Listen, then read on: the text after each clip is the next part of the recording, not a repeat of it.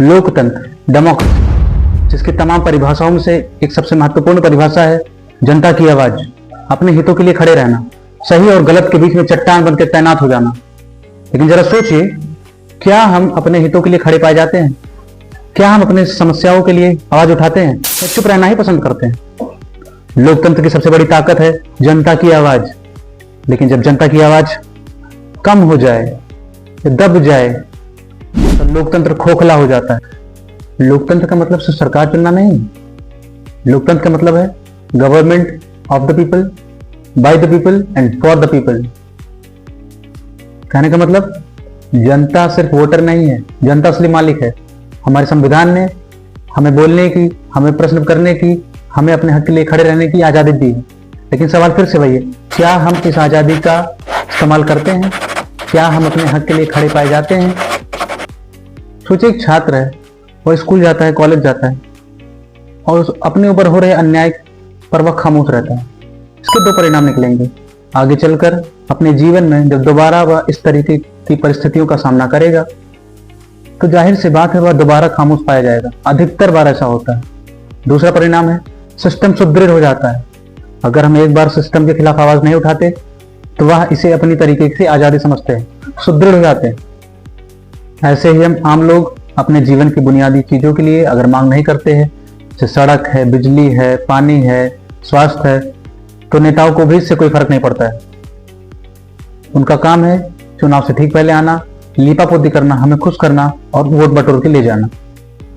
हाँ, याद रहे कि जब भी जनता चुप होती है तब तानाशाही शुरू होती है। ऐसा नहीं है कि हमें सही और गलत का अंदाजा नहीं।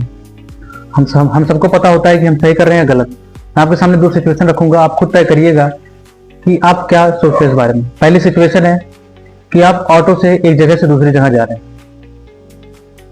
ऑटो से उतरते समय ऑटो चालक ने आपसे 10 के बजाय 20 रुपए मांग लिया। आप तुरंत उसका विरोध करेंगे कि 10 रुपए किराया है तो तुम 20 कैसे मांग रहे हो। बात ज्यादा बढ़ने पर आप हाथापाई भी कर सकते हैं।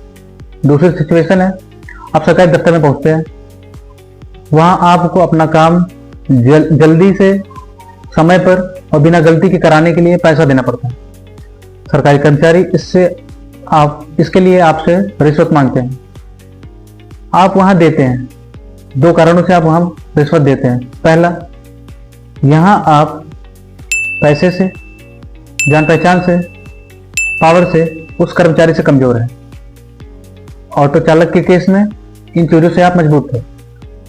इन चीजों के दबाव में आकर आप उस कर्मचारी से पंगा नहीं लेना चाहते और रिश्वत दे देते हैं।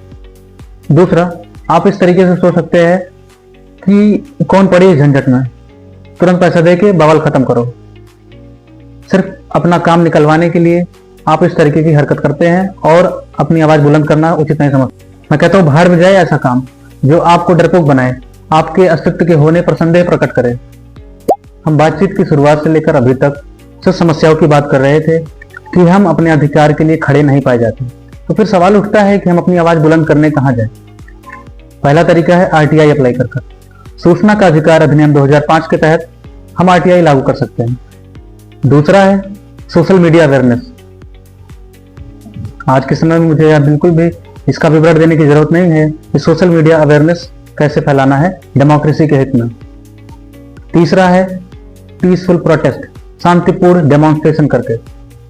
कैसे हाल ही के दिनों में हमने एसएससी के एस्पिरेंट्स और उनके टीचरों के ग्रुप्स को देखा था आयोग और सरकार के सामने दिल्ली में प्रदर्शन करते हुए। चीजें देखकर बड़ी अच्छी लगी, लेकिन दुख इस बात का है कि सरकार हो या एडमिनिस्ट्रेशन हो, चाहे जिनके कहने पर भी पुलिस ने उन पर लाठीचार्ज की थी, जो कि कानून के दायरे से बाहर आता है। शांतिपूर्ण तरीके से डेमोन्स्ट्रेशन करने की हमें पूरी आजादी है। चौथा है यूनिवर्सल एडल्ट फ्रेंचाइज को प्रैक्टिस करके हम वोट देकर यह सुनिश्चित कर सकते हैं, हम गवर्नमेंट को उनका रिपोर्ट कार्ड दिखा सकते हैं हर 5 साल बाद। पांचवा और सबसे महत्वपूर्ण, तत्काल प्रभाव से जहां भी लगे, सड़क से लेकर पीएम ऑफिस तक, आप जिस स्तर पे भी हो, हमें तत्काल प्रभाव से जहां गलतियां हो रही हो, जहां हमें बोलने की आवश्यकता है, हमें तुरंत बोलना चाहिए। ध्यान रहे, जब भी आप सही का साथ देने जाएंगे तो आपके बीच से ही एक सवाल निकल कर बाहर आएगा कि क्या तुम समाज के ठेकेदार हो। तो इसके लिए एक ही जवाब है कि क्या भगत सिंह समाज के ठेकेदार थे?